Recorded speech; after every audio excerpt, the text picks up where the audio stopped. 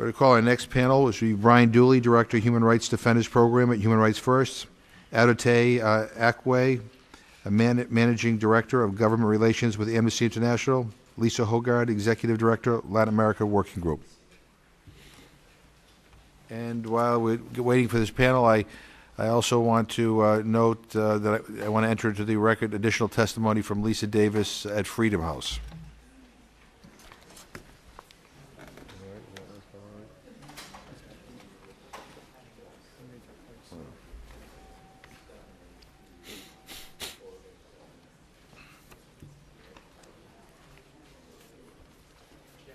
Okay, thanks. You might have to do the high jump to get over here.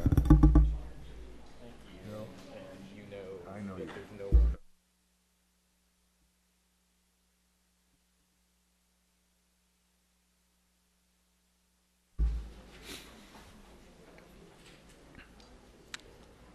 Either way, right? It doesn't make any difference who starts, does it? Does it make any difference who starts? Dooley should go first just because he's talking generally globally. And the other two are more. All right, Mr. Dooley, why don't we begin with you? Welcome. Thanks so much. And just press your microphone, with your lights on. Is that it? I don't know. Can you hear me now? Yeah, fine. We're okay. Okay, Yeah. thanks very much. Thank you very much for convening this hearing, Mr. Chairman, on the difficulties facing human rights defenders worldwide, and for your strong and consistent leadership, and that of the Commission for defenders, specifically for your advocacy of human rights as a core objective of the US foreign policy. Today's focus on restrictive legislation for NGOs is a vital and timely one. The 2012 report from the UN Special Rapporteur on Human Rights Defenders to the General Assembly later this year will also focus on the use of legislation to regulate the activities of human rights defenders. My colleagues on this panel will give specific country examples, but I want to affirm that the refusal to recognize human rights NGOs, the punitive restrictions on their funding, and the judicial harassment of their staff all continue to hinder and prevent the work of defenders in many countries. This is an increasingly uncertain and difficult time for human rights defenders, and I want to mention some of the best practices among US missions engaging with defenders. The example set by Ambassador Robert Ford in Syria last year was an excellent model for how the US can stand publicly with human rights defenders, and we know from our work in Uganda, Russia, Ukraine and elsewhere what a valuable role the embassies in those countries have played in engaging positively with them. At other times the picture is more mixed, and some human rights defenders who hope for positive engagement with US embassies are disappointed by the lack of outreach from the embassy staff. This is sometimes due to an ambiguity about what is appropriate for them to expect. The current episode with Chinese human rights defender Cheng illustrates the lack of predictability for activists engaging with US missions. Senior US administration officials were repeatedly quoted describing the incident as an extraordinary case involving exceptional circumstances. This characterization sends a confusing signal to other defenders in China contemplating approaching the embassy for help, whether it's with the intention of exploring asylum or asking for other support. Now, that other support may change depending on the situation, but it should always include the embassy staff and premises being accessible to vulnerable human rights defenders who wish to discuss their concerns with US diplomats. Similar confusion arises for our human rights colleagues in Bahrain and Egypt. In the Mubarak era, the US Embassy in Cairo was seen as close to the repressive regime, and so in the new period it needs to take visible actions affirming its commitment to human rights and to defenders. For example, US officials should be visiting the workplaces of Egyptian defenders, as appropriate, to show support for their work and inquire how best to help them, or calling the families of activists unjustly held in military detention to remind them they do not stand alone against the Egyptian army. The administration's recent decision in issuing a waiver to deliver unconditionally $1.3 billion of assistance to the Egyptian military, despite ongoing human rights violations, including the prosecution of Egyptian human rights activists working alongside American NGO personnel, has left many human rights defenders doubting the US government's stated support for human rights and consequentially left feeling isolated. The US government has work to do to gain the confidence of human rights activists and democracy advocates in Egypt. The question is also acute in Bahrain. where the US Embassy seems to reluctant to engage publicly with one of the main human rights organizations, the Bahrain Center for Human Rights. The BCHR is one of the civil society organizations targeted by the Bahrain regime. It was outlawed by the government in 2004, but it continues to advocate for basic freedoms and rights and to document the ongoing government repression. Its work has been recognized with several major international human rights awards over the last year, and its president, Nabeel Rajab, is one of the most prominent human rights defenders in the Middle East. He remains in detention since his arrest on May the 5th this year, but there has been no public statement about his case from the US government. You've mentioned the damage done to the work of local human rights defenders by the new arms sale, and the US Embassy has a real image problem in Bahrain among human rights activists. In the last few days, human rights activists have brought to my attention that Sunday marks the first day of the first ever America Week in Bahrain, promoted by the embassy. Local activists are disappointed by the US ambassador's public statement about the week, which asks, what better way to celebrate the US-Bahrain relationship than an entire week dedicated to a mutual love of culture, art, education, security, business, film, cuisine, and shopping. Defenders point out that although Bahrain is in the grip of a violent government crackdown, there is no room for human rights on the ambassador's list. We commend your own leadership during the human rights crisis in Bahrain, Mr. Chairman. Human rights defenders there tell me that the work you've done in the House and what Senator Wyden has done in the Senate is noticed, respected, and appreciated. While US diplomats in many countries are effectively promoting human rights in their everyday work, we often hear from human rights defenders about a lack of clarity on what to expect from US embassies, partly because a rotation in personnel at an embassy can result in a very different approach to engaging with civil society. Some human rights defenders have also unrealistic expectations about what they should expect from US diplomatic missions, and this can lead to confusion and frustration on both sides. We believe the best way to set those expectations is to publicly issue a set of guidelines for embassy engagement with human rights defenders. These guidelines should be as specific as possible, something that defenders can refer to and use. The guiding principles on NGOs, produced by DRL in 2006, aimed at civil society organisations, is a strong starting point. And the EU and Norwegian governments have also produced useful sets of guidelines which defenders in various parts of the world say have worked beneficially, if sometimes imperfectly, for some years. And today, the Council for Global Equality, a US-based NGO with 21 partner organisations, including Human Rights First, dedicated to advancing US leadership on LGBT issues, released a new guide for LGBT human rights defenders abroad to help them understand the ways in which US embassies can support their work. Human Rights First would be happy to work with DRL to craft language to serve as a toolkit for defenders. Assistant Secretary Posner is right when he just said that guidelines will only take us so far, and his observations were focused more on seeing them as possible directions for embassy professionals. But another vital purpose is to what they present as a public position, what they communicate to defenders about what the US government can offer. Mr. Tillerman rightly described this as a moment of profound change, and now would be an ideal time for the US to lay out publicly what human rights defenders can expect from it and from its embassies, what it will and won't do, and what sort of engagement it's prepared to conduct with them. Some ideas for what could be included in guidelines for engagement with defenders by US embassies might be to establish regular contact with them, including inviting them to the embassy and in visiting them in their offices, to appoint liaison officers to develop relationships with defenders in local communities. I think that Ambassador Steinberg's example in offering photo ops to human rights defenders in Angola is exactly the sort of thing which ought to be offered. It's happening, but on an ad hoc basis, and it's the sort of thing which could be clarified and standardized. As the Arab Spring and the escape of Cheng prove, human rights is an enduring goal of people everywhere. Human rights defenders are entitled to a clear and consistent message from the US government, just as US diplomats deserve guidance on what's expected of them and the tools they can use. Thank you again, Mr. Chairman, for your leadership and for this opportunity, and I look forward to your questions. Thank you very much. Mr. Aguirre?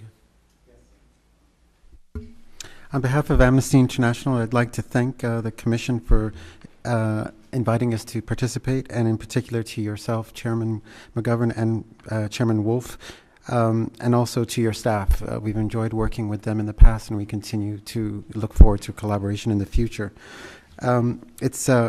It's a nice pleasure to actually follow a panel of administration where many of them are peers and mentors, which is unfortunately not often the case. The focus of our deliberations today, threats to civil society and human rights defenders worldwide, is extremely important and has been a core focus of Amnesty International since it was founded 51 years ago. The health and well-being of domestic civil society and the safety, security, and ability of human rights defenders to operate are key measurements of how free or open a society or a country truly is. A country can ratify all of the key international documents and covenants. It may pass noble-sounding legislation referring to the importance of human rights in their country. It may issue powerful press releases and set up government institutions. But in the end, the most credible measurement is how a government actually treats its own people, and in particular, those who critique or disagree with their policies and practices. The ability and the manner in which those who challenge the status quo are able to exercise these fundamental rights are true indicators that show whether a government's commitment to principles of human rights are a reality or just empty words. This dynamic also critically highlights negative or positive trends that can be bellwethers for political instability and potential conflict. The full enjoyment of the rights to free expression, association, and assembly are deeply intertwined with the strength of the rule of law and good governance and must be constantly protected and reinforced. If the individuals and organizations who are dedicated to this very cause are themselves declared illegal, banned from expressing their opinions, restricted in how they operate and on what issues they work, arrested, beaten, or if they are disappeared or killed, the consequences for the rest of the country are more than just chilling. They represent an emphatic statement by those in power that the government and only the government will decide what rights are enjoyed and who will enjoy them. The members of this commission know far too well the dangers that such an approach can lead to, and unfortunately the current and growing threats to civil society organizations and human rights defenders in Ethiopia is a strong indicator that the government is moving in the wrong direction, moving further away from the protection and promotion and respect of human rights. Members of the Commission, the recent and ongoing developments in Ethiopia linked to policies and laws implemented by the government of Prime Minister Meles Zenawi have all but gutted civil society in Ethiopia.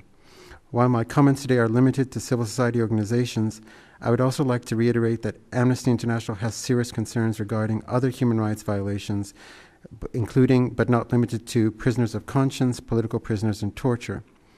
It is also important to remember that Ethiopia is a signatory to several international and regional human rights covenants that require it to protect and respect the rights it is slowly but surely disassembling. Ethiopia is a signatory to the ICCPR and to the African Charter on Human and People's Rights. Further, the UN Declaration on the Rights and Responsibilities of Individuals, Groups, and Organs of Society to Promote and Protect Universally Recognized Human Rights and Fundamental Freedoms, which was adopted by the General Assembly in 1998, highlights other rights that, and while they are not binding, they are strong indicators of what a government is expected to do. Despite this, the Ethiopian government has passed a number of laws that deliberately and directly violate and undermine those core rights, namely the Anti-Terrorism Proclamation and the Charities and Societies Proclamation, both passed in 2009. Amnesty International feels that the current visit of the Prime Minister to the G8 summit presents a critical opportunity for the Obama administration to strongly urge the government of Ethiopia to move in the right direction and to change course. The United States and the international community must vigorously press the Ethiopian authorities to repeal the Charities and Societies Proclamation or amend it, and the same to the Anti-Terrorism Proclamation and the Mass Media Proclamation and other legislation which violates Ethiopia's obligations under the ICCPR and the African Charter. I'll stop there to save us time for question and answer. Thank you very much. Ms. Hogard? Thank you for the opportunity to address this important hearing. Daniel Aguirre was walking home with his wife in Valle del Cauca 3 weeks ago when he was shot and killed. He was a leading figure in the struggle for the rights of sugarcane workers. Aguirre is the 6th Colombian trade unionist killed this year, the 2nd killed or disappeared in the weeks since President Obama determined that the Labor Action Plan was sufficiently fulfilled to advance the trade agreement, and the 29th trade unionist killed since our government signed the action plan a year ago. Land rights leader Manuel Ruiz received a message on his cell phone that he had received a prize.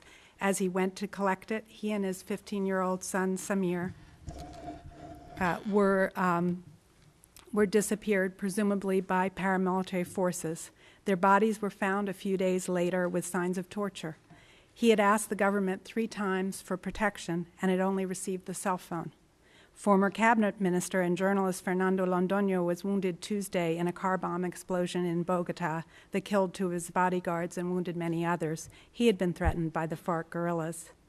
Norma Perez, human rights leader and mother of 4, helped to organize a hearing on forced disappearances before Colombia's equivalent of the Tom Lantos Human Rights Commission. 2 weeks later, she was disappeared. 49 human rights defenders were killed in 2011 and 6 forcibly disappeared, according to the database maintained by Colombia's human rights groups. 30 trade unionists were killed, according to the National Labor School. In the first 3 months of this year, 13 human rights defenders were assassinated. In December, an international verification mission in which I participated visited 8 regions of the country to evaluate risks faced by defenders. We found that defenders of all descriptions were facing threats, that well-known defenders were behind bars, and that there was a marked difference between an improved, although still flawed, attitude at the national level and the dismissive attitude of many regional officials regarding the risks faced by defenders. We heard about the following situation in which defenders were threatened and attacked. Community members who were protesting the use of a community's land for mining, palm plantations, or military use, family members seeking justice for the death or disappearance of a loved one, and involvement in union organizing, student protests, victims' rights rallies, women's groups, LGBT rights, or environmental activism. Land rights leaders are in the eye of the storm. At least 25 land rights leaders have been killed since the Santos administration took office, and many of them had asked for and failed to receive protection measures. As they are rarely successfully investigated, we don't know for certain who is behind the attacks, but there are patterns. Paramilitary successor groups are behind many of the threats and attacks against defenders. The FARC guerrillas are responsible for threats and murders, and members of the army and police are responsible for illegal surveillance and arbitrary detention, but also for threats and murder. President Santos promised to ensure that his administration would never publicly attack defenders and reopen dialogue with human rights groups. He shepherded through Congress a landmark bill to return land to some of those displaced by violence, and his administration has put in place some regulatory changes aimed at improving the climate for defenders. But improved dialogue and issuance of new directives have not yet resulted in tangible improvement in protection or justice for human rights defenders. The following are actions the Colombian government could take to better protect defenders, and the U.S. government can help by consistently and publicly urging the Colombian government to take these actions. The single most effective way to protect defenders is to effectively investigate and prosecute the threats and attacks against them. The vast majority of attacks are in impunity, and threats are virtually never investigated. Second, the Colombian government must recognize the existence of paramilitary successor groups and act decisively to dismantle them. At the national level, they're not doing enough, and on a regional level, we found regional authorities simply deny the existence of the group of paramilitary successor groups, and that means that they then discount the threats and attacks against defenders or the pleas of defenders or communities for protection. Third, the Santos administration should consistently affirm the legitimacy of human rights work, speak out against brutal acts against defenders, and sanction officials who place defenders at risk. It started off on a good foot, but it's very inconsistent. Fourth, the Colombian government needs to improve the protection of human rights defenders in full consultation with defenders. Colombia's government protection program has saved lives, but there's still enormous gaps in actual protection. Measures often don't take into account the specific needs of women, indigenous people, and Afro-Colombians, and they're often very slow to arrive. The government must consult closely with communities to develop effective protection plans for communities seeking to return to or remain on land affected by violence. Without serious attention to protection and to dismantling the illegal groups behind the violence, displaced communities may return only to meet their deaths or be displaced again. The murder of Manuel Ruiz really struck a blow to hopes for safe land return, because that was one of the most closely watched and carefully accompanied land returns in the country. The Colombian government also must end illegal surveillance of human rights defenders. President Santos did shutter the DAS intelligence agency that had been responsible for so many abuses. But in our verification mission, we were still hearing that illegal surveillance was continuing. There was open surveillance by police and military taking photos of victims' rallies and human rights groups' events, but there was also concern that phones were still tapped and that human rights information and computers were being stolen from groups' offices. Some 400 former DAS agents have been reassigned to the protection unit. While the government claims these members have been screened, defenders remain very understandably concerned that the very people who had the agency that had spied on them and done worse are now assigned to their protection. It is also important that the Colombian government end unfounded prosecutions of human rights defenders. What should the U.S. do to support the Colombian human rights defenders? On a case level, the U.S. response is often laudable. State Department and embassy officials follow up on specific cases with Colombian authorities, especially on protection issues, and some of the State Department officials who have been helpful on this either were in this room a moment ago or may still be seated behind me. We're grateful to members of the U.S. Congress, and particularly to you, Congressman McGovern, for raising the threats and attacks against defenders and strongly with the Colombian government and the State Department. Your actions have absolutely saved lives. Yet the U.S. government needs to act far more decisively to stand with human rights defenders. And we see this difference between the actions on sort of the case level, on protection, and the big picture, as you referred to in your remarks earlier. We were very disappointed with the decision, President Obama's decision, to determine that the Labor Action Plan was sufficiently fulfilled to allow the trade agreement to go into force, despite clear evidence presented by unions and human rights groups that insufficient progress had been made, and that anti-union violence continued to be alarming. We and our Colombian human rights partners are often, frankly, disheartened by glowing statements of progress by U.S. officials, high-level U.S. officials, when we see a dire situation on the ground. Since President Obama announced on April 15th that the trade agreement would go into effect, there appears to be a wave of retaliation against trade unionists involved in organizing in the priority sectors of the Labor Action Plan, namely sugarcane, palm, and the port workers. Four final steps the U.S. could take would be insisting on compliance with the Labor Action Plan and keeping a focus on anti-union violence. We don't think the Labor Action Plan is over and fulfilled, and we really hope that the White House, State Department, Labor Department, and of course Congress press publicly for justice and protection for trade unionists using that. Second, the U.S. must urge that there be no backward steps on justice for members of the military accused of grave human rights violations, including ensuring that human rights crimes are tried in civilian courts. We appreciate the actions that the State Department has recently taken regarding the question of ensuring that crimes committed by the military go to civilian courts. But we remain seriously concerned about other proposals that are still floating before the Colombian Congress, in fact, advancing before the Colombian Congress, that could lead to impunity, including for members of the military accused of grave human rights crimes. And some of those crimes are against defenders. The United States should also emphasize the importance of dismantling paramilitary successor groups. It was really concerning when our highest level military and defense officials recently visited Colombia and appeared to emphasize almost exclusively U.S. support for Colombia's campaign against the FARC guerrillas. This should have been accompanied by a message urging decisive action against the paramilitary successor groups who are responsible for a substantial part of the violence against defenders and communities.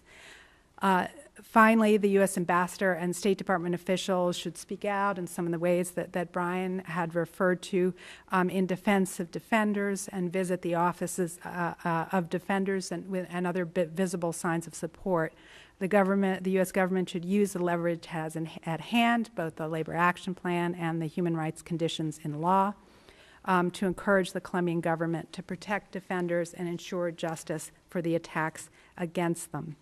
Despite all the risks, we do think there's a climate in Colombia where there could be advances in ensuring defenders carry out their important work. Santos' administration is more open than its predecessor, and Colombian human rights groups have awakened a far greater acknowledgement in their society with an organized campaign about the right to defend rights.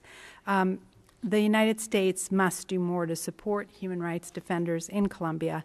That nation can't afford to lose one more person who devotes his or her life to the defense of others. Thank you. Thank you. Thank you all. Mr. Dooley, in your testimony, you outlined a set of guidelines for U.S. government engagement with human rights defenders. Of these guidelines, which of them do you think would do the most help to help human rights defenders around the world? While you're answering that, I'm also, this is kind of everybody should be thinking about this when I tell you what can the U.S. Congress do to further assist in protecting human rights defenders? Thanks very much. I don't think that the guidelines need to be particularly complicated. In fact, the less complicated, the better. I think just a few brief points, really, laying out with some clarity what human rights defenders can expect, like they might be invited into the embassy for official functions or for private meetings, or the embassy officials might go and see them in their workplaces or their homes. I was speaking this morning, actually, to the daughter of Mahdi Abu Deeb. He's one of those who was sentenced by the military court in Bahrain to 10 years in prison. He's the leader of the Bahrain Teachers Association. Himself and his vice president, Jalila al-Salman, were arrested, tortured, put through an unfair military trial, and both sentenced by the military court. And his daughter Mariam and I were talking today, and I said to her, have you ever been visited by anybody from the US Embassy? Or have they ever called you? And she said, no.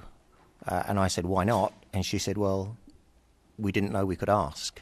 And I think something just laying out very simply what human rights activists and their families might be able to expect in terms of, as the ambassador said, visibility through the press, if that's what they want, invites to the embassy, if that's what they want, a point of contact in the embassy for them to discuss their problems with. Now, it's not like the embassy is going to be able to solve all their problems, but I think some parameters there about what's possible and what's impossible too would be very useful. In terms of what the US Congress can do to protect and promote the work of human rights defenders, that's a much larger question. I think, again, a degree of clarity around what the US is doing and consistency from embassy to embassy. I think there are more than 250 embassies and consulates would help. And I think keeping pressing the administration to make human rights a core part of its foreign policy is really very important. I'd like to build on what Brian just said. I think that briefings like these are incredibly important, where there's an opportunity to challenge decisions and policies that the executive branch may be implementing, because it sends an incredibly important message to the foreign governments of the country in question that civil society organizations are not the same thing as political or military threats, and that dissent and criticism is healthy and actually beneficial to the country. More importantly, briefings like this do provide some kind of profile to some of those defenders, which can add some security. Lisa? I think it's important to maintain human rights conditions attached to military assistance, and I'm concerned that in the House Foreign Operations bill that those conditions have been weakened or removed for the Western Hemisphere this time round, and making sure that those conditions remain and that they are effectively used is a very important role for Congress. Right. And I've always thought that, that if you had a government that's sincere about dealing with issues of impunity and ending corruption and supporting human rights defenders, that to the extent that the U.S. withholds assistance, mostly military assistance, that could be used kind of as a lever, say we got to clean this place up. We got to put people in jail who torture or kill or threaten human rights defenders. If not, we're not going to be, kind of welcome in wholeheartedly to a relationship with the United States. The reluctance to adhere to conditionality with regard to our so-called friends has been very, very frustrating. We're very good about it when it comes to people we don't get along with so well, but when it comes to our friends, it's very difficult. We had a hearing on this bill. I have the Magnitsky bill dealing with human rights in Russia. And all the hand-wringing that's going on about, what are the Russian leaders going to say, and the Russian leaders don't want it. And, well, if the Russian lead, all they have to do to not be impacted, is to not kill or torture or be involved in, gross human rights violations and corruption. I don't think that's a heavy lift, for us to ask. And Ms. Hogan, you talked about the U.S. and Colombia agreed on a 37-point plan to protect labor unionists as part of their free trade agreement. You mentioned that it's not been fulfilled, but if you could maybe clarify a little bit more, to what extent is Colombia fulfilling its commitments to protect labor unionists? Well, it has done some things. It has, for example, expanded the kinds of labor leaders that can include receive protection to some more lower level labor union leaders, and that's positive. Sort of on a protection level, there's been some progress. Progress on cases is extraordinarily slow. And there still isn't a sort of visible commitment. It would have been very easy for the Colombian government just to talk about the murders of trade unionists that are occurring and to show concern, but that rarely happens. And then there's just simply the results. People are still being killed, and protection is still slow to arrive. So I'd say there are some progress, and and to me it does show that there is a value in that labor action plan, but it's not nearly enough. Mr. Aguirre, in your view, has the Ethiopian government used the Anti-Terrorism Proclamation to silence or intimidate critics? How many civil society activists, journalists, and opposition party officials have been arrested on terrorism-related charges? Have any received a fair trial? To what extent is the Ethiopian judiciary free from political influence? And the final kind of question is, how has the Ethiopian government responded to U.S. and European criticism of the anti-terrorism and the Charities and Societies Proclamation? Is there any evidence that the Ethiopian government takes international criticism of these laws seriously? I think first, in the first part of your question about the numbers, the impact has been significant. We have tracked at least 100 journalists and opposition figures and human rights defenders who have either been harassed or arrested or been forced into exile based on the political clampdown that the government has instituted using this legislation. The Charities bill, which is almost a very sophisticated form of restriction, has basically gutted their ability to fundraise and to operate. So between the two of them, you have not only individuals who are being restricted from doing any of their human rights work, but also organizations, in some cases providing legal services to women, basically having to shut down. The Ethiopian Women's Legal Defense Association used to provide legal free consultation to over 17,000 people. That's all gone just because of the Charities and Societies Act.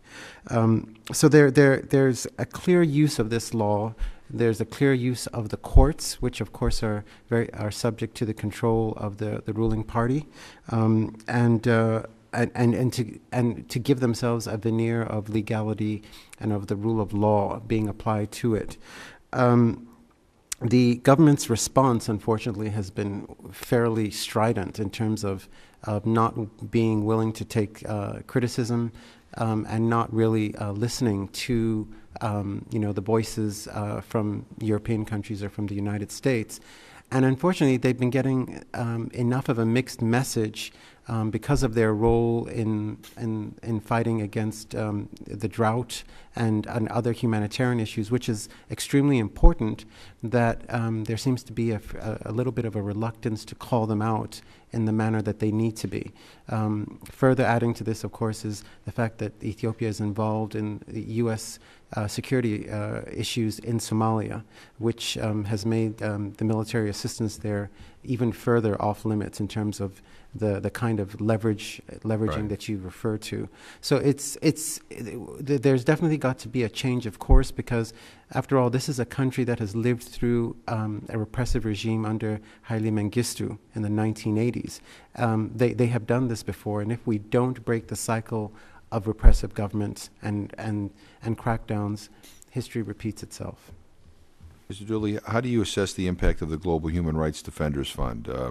Given the tremendous need around the world and limited available funding, how can the U.S. and partner countries make best use of this fund to support human rights defenders? I think it's been a very positive development, and it's one of the initiatives which is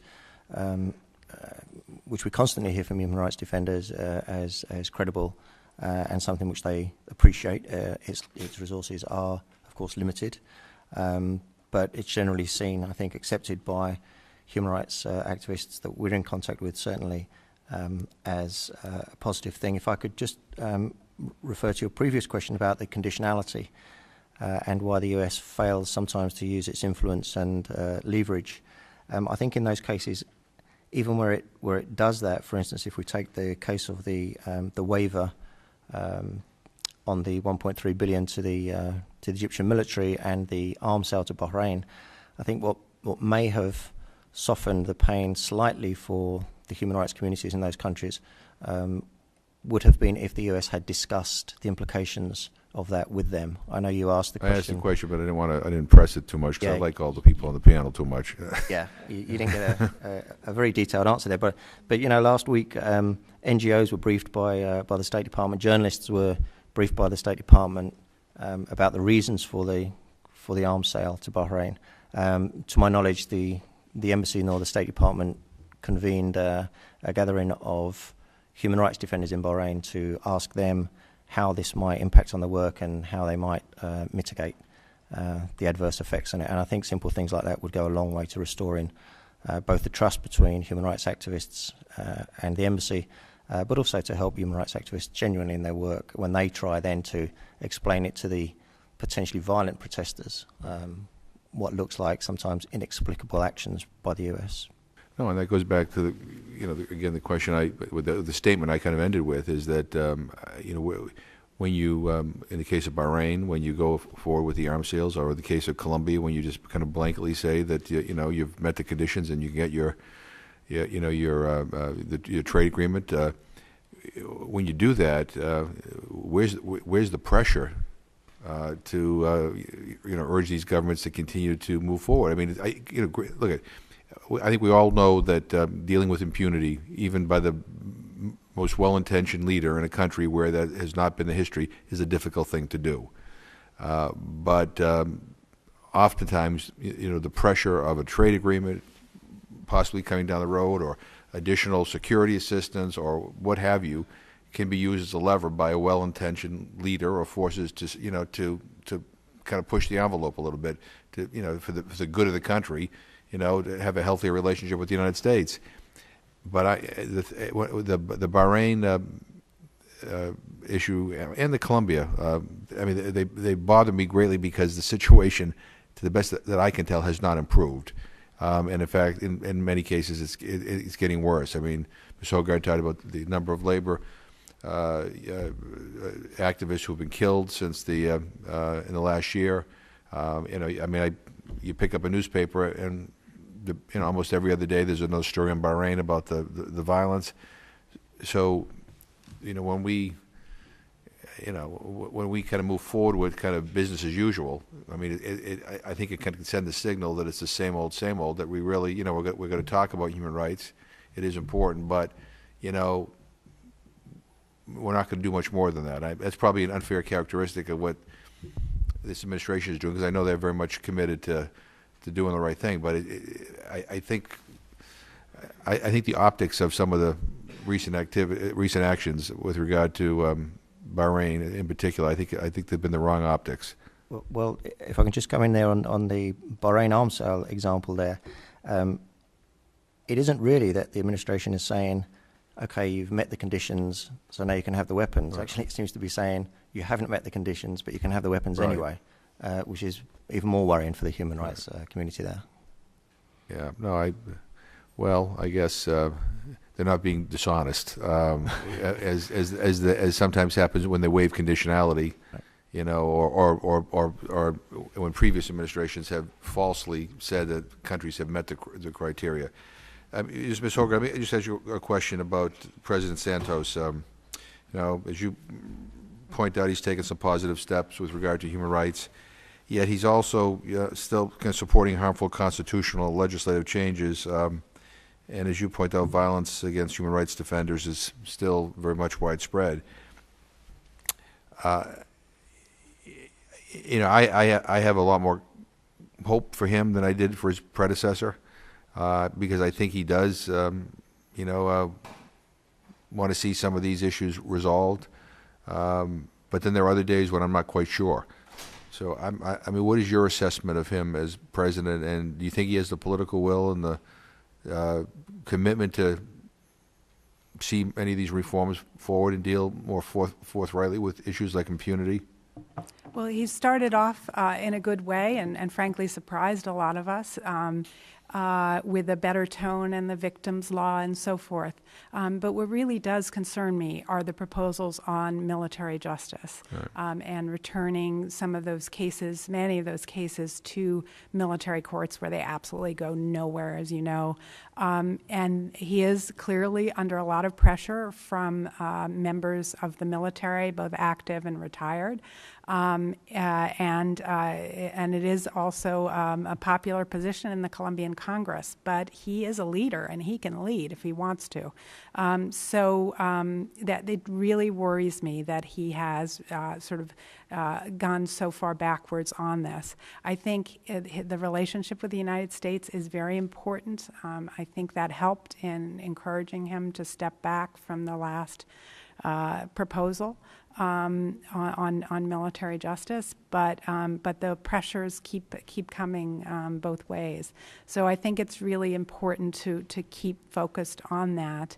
I also think he can use his presidency to talk more about the human rights defenders who are under attack and to be more consistent about that. Again, he started well, and then he got into the issue of this supposed false victim in the Maparipan massacre case and the Las Pavas displacement case. And in Colombia, it's really not a problem of there are too many, false victims being recognized. It's a problem of all of the victims who are not recognized and not supported. And his words there set off a really ugly backlash in Colombian society. Again, he stepped back from that, but we have to keep watching. He really is a very, very capable man who could lead the country in the exactly right direction. But those days are sometimes there and sometimes not. Let me just conclude by asking everybody to as we move forward in the weeks and months ahead. I mean, we will do more hearings on the issue of human rights defenders, because I think these are important things to highlight. And to the extent that you have suggestions of individual people that we can maybe bring here and testify, about what's going on in whether it's Ethiopia or Bahrain or Colombia. I mean, we want to continue. We want to be a forum where human rights defenders can come and actually have a voice which I think could also help provide them some protection, and also help us make some of our colleagues a little bit more aware of what the situation is. But I'll close. I don't know if you want to add anything to any of the things that you heard today, or any things that you think the Commission should have on record. Have at it. I would just like to add, since you invite us to give suggestions for future hearings, that one issue that does concern us greatly is the situation of human rights defenders in Honduras as well. Yeah. It's very severe right now. So in some way, it would be good to have Maybe the that's something attention. we can work on with the staff here. But thank you. I think that we probably should look at a series. In other words, this is such an important component. The human rights issues and the societal transformation that we're all committed to seeing has to come from inside those countries, and so this is indeed the critical engine. So I would just say that the state of civil society in Uganda should be a topic, and civil societies in the DRC, and there are groups here from all of those countries that we would be happy to link up to your staff, so that you can. That'd be helpful. Thank you. I'd like to add Indonesia to that list too. I know there is some discussion about having a hearing on Bahrain in the near future, and I strongly encourage you to do that, particularly if you can get some human rights defenders from Bahrain to come here. The problems of access, both for them to come out and some of us to go in, I know you're aware of, and appreciate your help in trying to get me in over the last year or so, sometimes successfully. So yes, if Indonesia may be looked at, but also if we could get some Bahraini human rights defenders here to speak firsthand, I think that would be enormously beneficial too. No, and I thank you for that. I have enormous respect for all of you and the work that you do and the organizations you represent. Part of what the whole purpose of this commission is to, in addition to, getting some very interesting testimony, kind of raising the issue of human rights to a new level, and giving human rights defenders and activists around the world a forum to come and speak and to let us know. I mean, I'd like to think that we could figure out everything from reading the newspaper, but some of the most troubled spots in the world never get covered, and so it's vitally important, I think, for the work we're trying to do here, in living up to the legacy of Tom Lantos, to kind of aggressively go out there and try to reach the people who don't have a big audience, who don't have a huge megaphone to be able to make known to the world what's going on in their countries, and how it's impacting their communities. So I thank you very much for being here. Thanks for your patience, and this hearing is over. Thanks.